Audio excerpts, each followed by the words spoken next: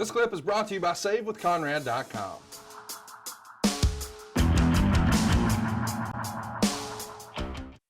Pretty cool to see. You know, I don't think a lot of folks would have known that even happened. I didn't. I just discovered it in my research here. Let's take a listen to some promos, though, that aired the weekend prior, November 16th. This was on Worldwide. You and Ole are going to do a squash match, but I'm more interested in what you have to say. Let's take a listen here.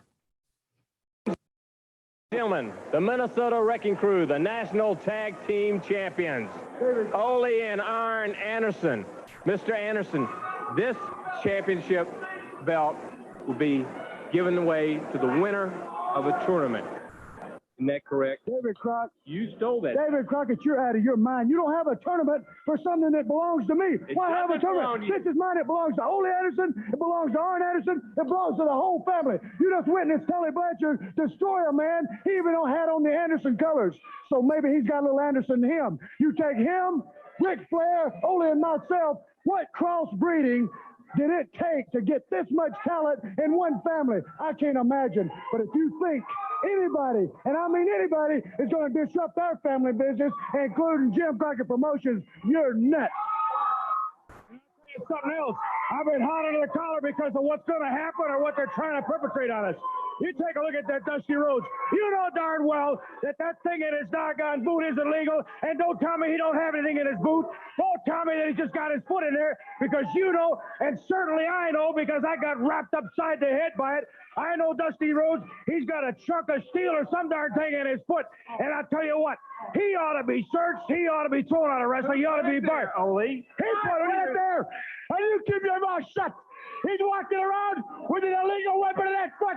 He almost knocked his brains out. Rhodes, that boot should be banned. You're trying to hurt somebody, and I know what it is. And my friend, you're jumping on the three wrong guys, because I guarantee you, if you walk that aisle against us, we're going to take that boot and both legs this time. Woo! David Crockett, there's an old saying. You don't jump a dog in his own backyard, and you don't mess with family. And we are the family. We're going to be watching, Rhodes, every move you make. Great stuff, man. I don't know why I love those old promos, but I could just listen to old Horseman promos all day long. I mean, I think once upon a time when tape trading was a thing, guys actually did that. They just made compilations of y'all's promos and just traded them around. Well, you know, you had a lot of articulate guys that were really tuned in to the business and loved the business, and, you know, were intelligent guys. And when you sort through the volume and the sometimes elevated screaming and hollering and all that, and you sort through and you go back and you listen a second time, what story are we telling? You know, everybody there that was on that promo acknowledged the danger involved in Dusty's boot. That made it huge. If we're concerned about it, then the audience should be concerned about it.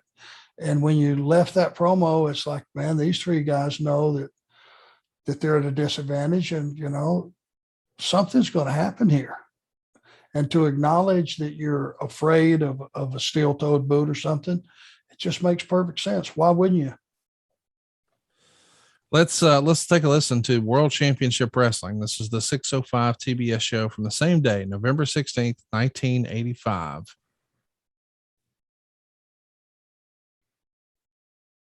We get a six-man tag match with the family, and then a promo afterwards. When I say the family, of course, I mean Rick, Ole, and Arn. But no surprise, Rick, Ole, and Arn are going to come out victorious, and then they've got a few things to say. Let's take a listen. And hold it. There you see, he's holding it. That's why they won. Your winners, Ole and Arn Anderson and Ric Flair. Back on World Championship Wrestling, and here are the Minnesota Wrecking Crew members, Ole and Arn Anderson, the World Heavyweight Champion, Nature Boy Ric Flair. And everybody talks about how bad the Andersons are, and I know Dusty Rhodes. I know how just anxious you are to get a hold of Ric Flair. You want that World Heavyweight title. You also want that World TV title. And I know you and the Road Warriors have got something cooking, otherwise they wouldn't be down here. Flair's exactly right. There's no place for people like you, the Road Warriors, or anybody else. We're the ones that are going to run this joint, whether you like it or you don't like it. And if you don't like it, then you better come and take up the issue with us. Don't stand out here with that 50-cent jacket you got on, looking like a hayseed farmer, and tell everybody how tough you are. The time to show it is when you get in the ring, and the belts on us show that we're the best there is in professional wrestling. Tony Schiavone, how much cross-pollination do you think it took to get a family like this all together? Just answer me that. And Dusty Rhodes, don't do like all these guys out here. Don't stand back across the parking lot and say, you got something belongs to me. Step up for one time in your life and be a man and just come take it, okay? You know, when you stand in a showroom and you're sitting in a showroom that's full of Mercedes-Benz and Rolls-Royces, you look real good if you're an automobile.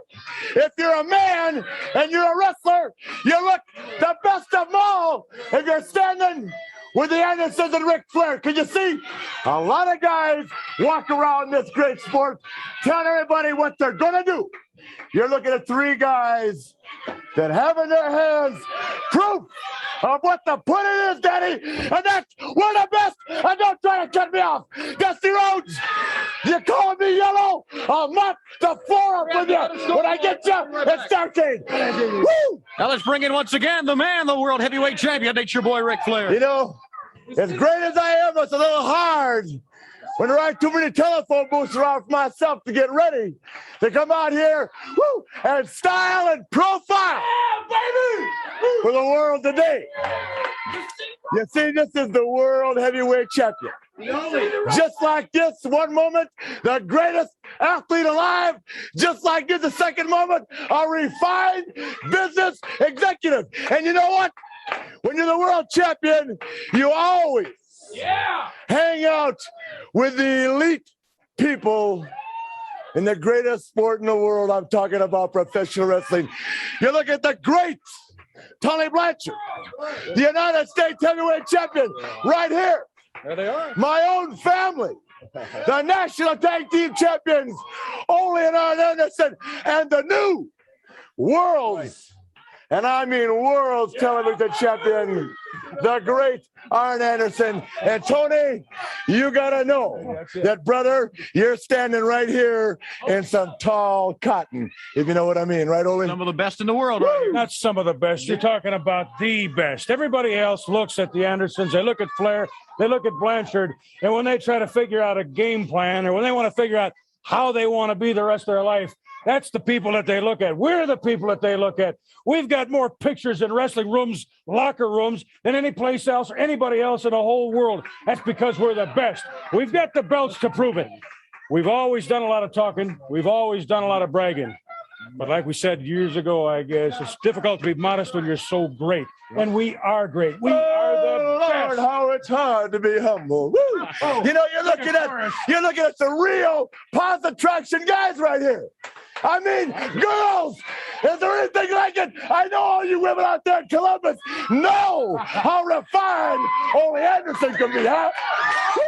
You remember how he used to terrorize the big state of Georgia? Here, there is Dusty Rhodes, Magnum TA. They're crying time. Oh, they're calling Flair. They're calling Ric Flair. David, but there's four of these guys here. There's four of these guys on the floor here. It's easy for them to talk. Hey, come on, you guys. We don't care if they're four. Hey, Flair's taking it off. They're getting in the ring. All four of them. All four, yeah. Holy Arn. Oh!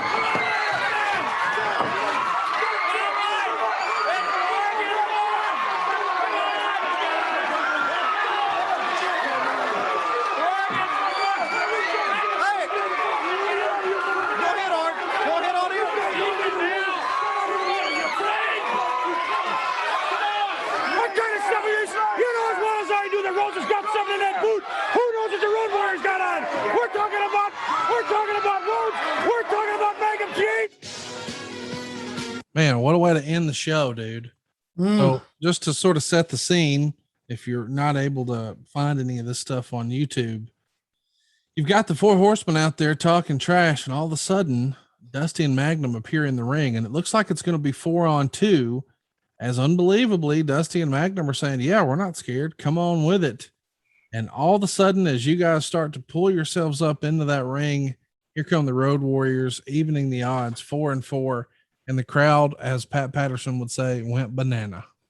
And it might be your observation that they even the odds. I'm going to say that the odds went about threefold in their favor. My God, that was, one of the first times, if not the first time, having that association of the Road Warriors with Dusty and Magnum, right? Yeah, I would think so. And what a pop it was. I mean, a major moment in wrestling, but it's getting to, the Horsemen are at full strength. Dusty is back, and you could argue he's got a competitive advantage because he's got the loaded boot, but you've taken his TV title. So now he wants to take Flair's world title. It's great stuff, man. Good storytelling. But, it ties everybody together, and the Road Warriors were an unknown quantity at that point, but the visual of those guys was just, wow, just too much. And now you could just see the audience starting to count. It was what was 4-on-2 is now at least 4-on-4 with those guys, and maybe then some. And you could just tell that payback was coming. Hey, it's Conrad Thompson. Thanks for checking out the podcast here on YouTube. Be sure to hit the subscribe button and the notifications bell so you get a notice anytime we upload some new content. And go save yourself some money right now. If you're in a 30-year loan or you have credit card debt, it's not a matter of if I can save you money. It's a matter of how much. Find out right now for free at SaveWithConrad.com.